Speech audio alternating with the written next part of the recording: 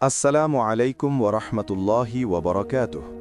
প্রিয় ভাই ও বোনেরা, আজ আমরা এমন একটি গুরুত্বপূর্ণ ও সংবেদনশীল বিষয় নিয়ে আলোচনা করব যে বিষয়টি নিয়ে সমাজে প্রচুর ভুল ধারণা, অতিরঞ্জন ও ভ্রান্ত বিশ্বাস ছড়িয়ে আছে।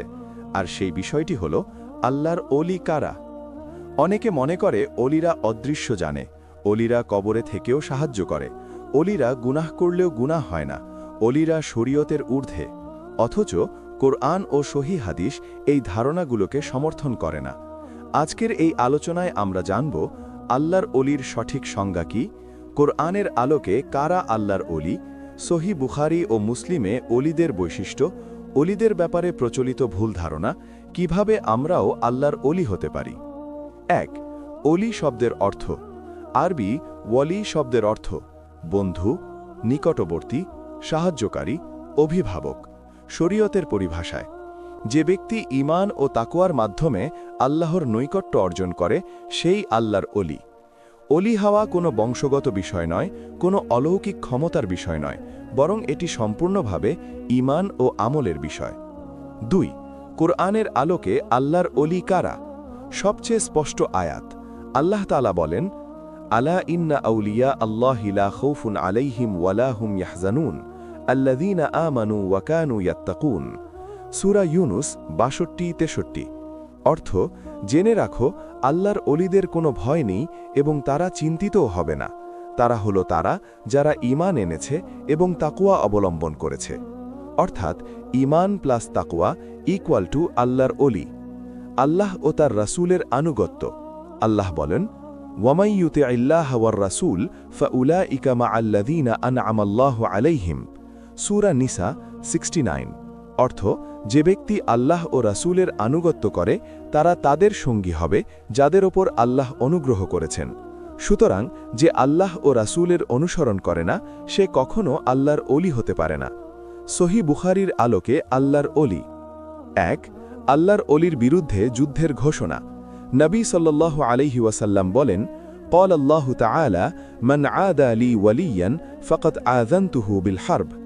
সহিহ বুখারী হাদিস নম্বর 6502। অর্থ, আল্লাহ তাআলা বলেন, যে ব্যক্তি আমার কোনো অলির সাথে শত্রুতা করে আমি তার বিরুদ্ধে যুদ্ধ ঘোষণা করি। এখানে লক্ষ্য করুন, আল্লাহ নিজেই অলির সংজ্ঞা দিচ্ছেন পরের অংশে। অলি হওয়ার ধাপ।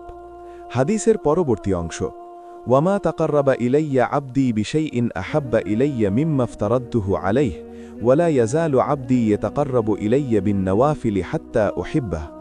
অর্থ, আমার বান্দা আমার কাছে সবচেয়ে প্রিয় হয় ফরজ আমলের মাধ্যমে, এরপর সে নফল আমলের মাধ্যমে আমার নৈকট্য অর্জন করতে থাকে, অবশেষে আমি তাকে ভালোবাসি।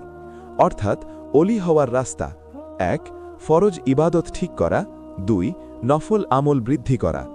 সহিহ মুসলিমের আলোকে অলির বৈশিষ্ট্য। তাকওয়ার মর্যাদা। রাসূল সাল্লাল্লাহু আলাইহি ওয়াসাল্লাম বলেন, ইন্নাল্লাহা লা ইয়ানজুরু ইলা সুওয়ারিকুম ওয়ালা ইলা আজসাদিকুম ওয়ালাকিন ইয়ানজুরু ইলা কুলুবিকুম ওয়া আমালিকুম। সহিহ মুসলিম হাদিস নম্বর 2526। অর্থ, আল্লাহ তোমাদের চেহারা ও দেহের দিকে তাকান না, তিনি তাকান তোমাদের অন্তর ও আমলের দিকে। তাই অলি চেনার মানদণ্ড বাহ্যিক পোশাক বা অলৌকিকতা নয়, বরং অন্তর ও আমল। অলিদের ব্যাপারে প্রচলিত ভুল ধারণা। ভুল ধারণা ১. অলিরা গুনাহ করলে গুনাহ হয় না। কোরআন বলে, ইন্না আকরামাকুম ইনদাল্লাহি আতকাকুম। সূরা হুজরাত 13। অর্থাৎ তাকওয়াই মর্যাদার মানদণ্ড, গুনাহ নয়। ভুল ধারণা ২. অলিরা কবরে থেকেও সাহায্য করেন। আল্লাহ বলেন, ইয়াকা না'বুদু ওয়া ইয়াকা নাস্তাঈন। সূরা ফাতিহা 5। অর্থাৎ সাহায্য শুধুই আল্লাহর কাছ থেকে চাওয়া যাবে। কিভাবে আমরাও আল্লাহর অলি হতে পারি? ১. বিশুদ্ধ আকীদা, ২. ফরজ নামাজ কায়েম করা, ৩. হারাম বর্জন, ৪. সুন্নাহ অনুসরণ করা, ৫. বেশি বেশি জিকির ও ইস্তেগফার করা, ৬. অহংকার পরিত্যাগ করা, ৭. আল্লাহ ভীতি ও তাকওয়া। প্রিয় মুসলিম ভাই ও বোনেরা, আল্লাহর অলি হওয়া কোনো কল্পকাহিনী নয়, এটি বাস্তব এবং কুরআন হাদিস দ্বারা প্রমাণিত। অলির পরিচয় কোনো অলৌকিক ক্ষমতায় নয়, বরং ঈমান, তাকওয়া ও সুন্নাহ অনুসরণে। আল্লাহ আমাদের সবাইকে তার প্রকৃত অলি হওয়ার তৌফিক দান করুন। আমিন। দোয়া: হে আল্লাহ, আমাদের অন্তরকে ঈমান ও তাকওয়ায় পূর্ণ করে দিন এবং আমাদের আপনার অলিদের অন্তর্ভুক্ত করুন। আমিন।